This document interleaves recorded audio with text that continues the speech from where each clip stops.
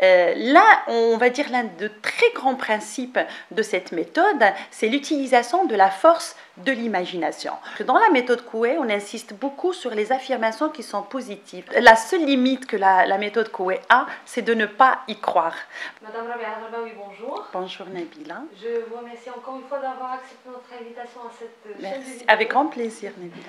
Aujourd'hui, vous allez nous parler de la méthode Coué. Tout à fait. En quoi consiste la méthode Coué et quels sont ses principes de base? Alors, la méthode Coué, c'est une méthode d'autosuggestion qui donne de très bons résultats thérapeutiques. Alors, la méthode Coué, en fait, arrive du nom de son, on va dire, créateur, qui est le docteur Coué, qui était pharmacien. Et je vais commencer par vous raconter une petite histoire. Alors, docteur Coué était pharmacien et un jour, quelqu'un est arrivé lui demander un médicament qui était interdit. Comme ce médicament était interdit, docteur Coué ne voulait pas lui donner, mais en fait, comme la personne a insisté, il ne voulait pas la laisser partir sans rien entre les mains. Il lui a remis un petit flacon d'eau distillée en lui disant « Voilà le médicament que vous demandez ». Alors la personne repart chez elle, 8 jours après, elle revient chez le docteur Coué et lui dit « Mais docteur, vous êtes magnifique ». Le médicament que vous m'avez donné était efficace, c'est pour ça que j'ai insisté de le prendre. Aujourd'hui, je suis guérie et tout va bien. Le docteur Coué était surpris parce que finalement, ce n'était pas le véritable médicament et c'est de là qu'il a commencé à s'intéresser à la relation qu'il y a entre le corps et l'esprit, l'imagination, surtout la force en fait de l'esprit qui est l'imagination. Là, on va dire l'un de très grands principes de cette méthode, c'est l'utilisation de la force de l'imagination. En fait, pour Dr Coué, le pouvoir, on va dire, le pouvoir ou le véritable pouvoir de l'esprit, ce n'est pas la volonté. Combien de choses on veut réaliser dans notre vie, on n'arrive pas. Combien de personnes veulent arrêter, par exemple, de fumer ou perdre du poids, n'y arrivent pas. En fait, la force de notre esprit réside dans l'imagination.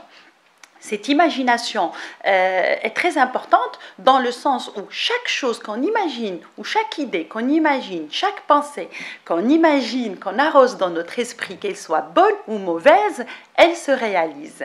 Ça, c'est un principe de base. Le deuxième principe de base, c'est que quand l'imagination là, on est en train de parler des différentes lois de la méthode Coué, de l'autosuggestion. Quand, par exemple, l'imagination et la volonté sont là, les deux sont présentes, celle qui l'emporte, c'est l'imagination.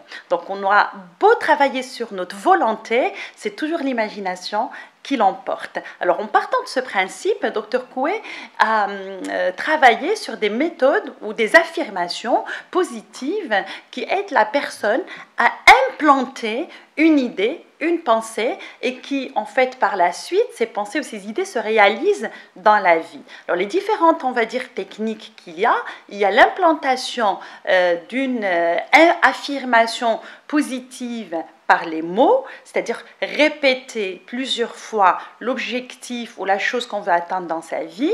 Par exemple, je suis de plus en plus confiante.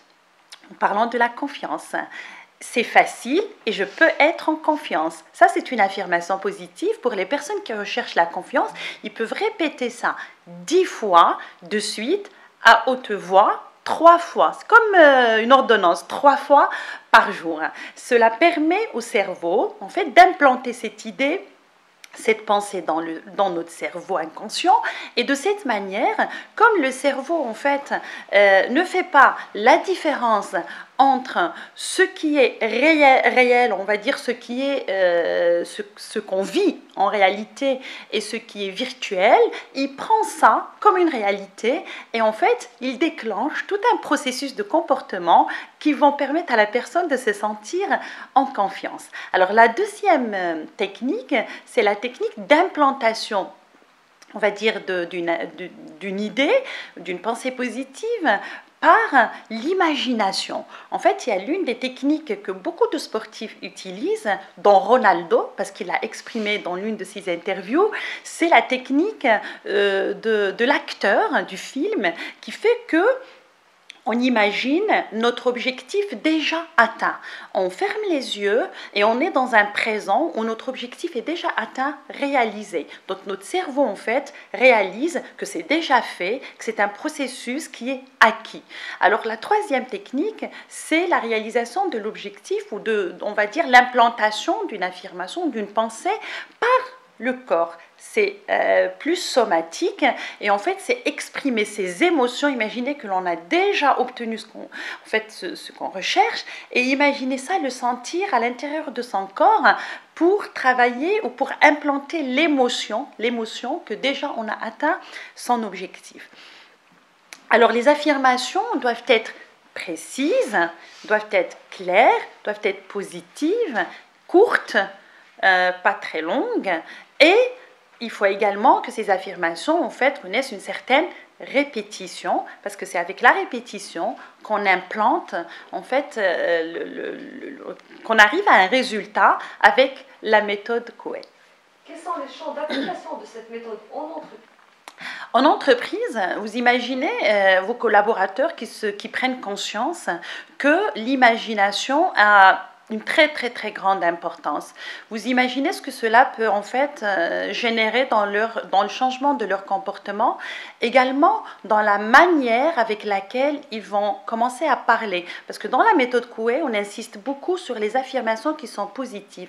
Quand vos collaborateurs vont se rendre compte de ça, ils vont faire d'abord, première action, nettoyage des mots négatifs, nettoyage de l'attitude négative, nettoyage de tout ce qu'on peut dire et qui peut s'exprimer involontairement dans notre vie. Vous imaginez une personne qui ne cesse pas de répéter en arrivant au travail je suis fatiguée, ou je n'en peux plus, ou le travail se fait de plus en plus dur.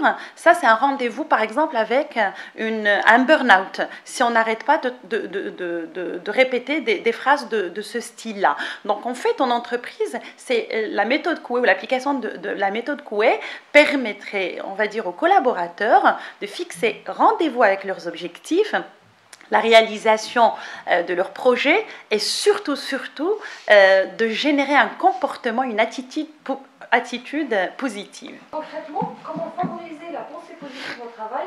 Y a-t-il des étapes à respecter dans cette démarche? Alors, il y a deux choses. Il y a deux manières de voir les choses dans la vie, qu'on soit en famille ou en entreprise. La première chose tourne autour du mot problème. La deuxième perception tourne autour du mot solution. Donc, il y a un choix à faire.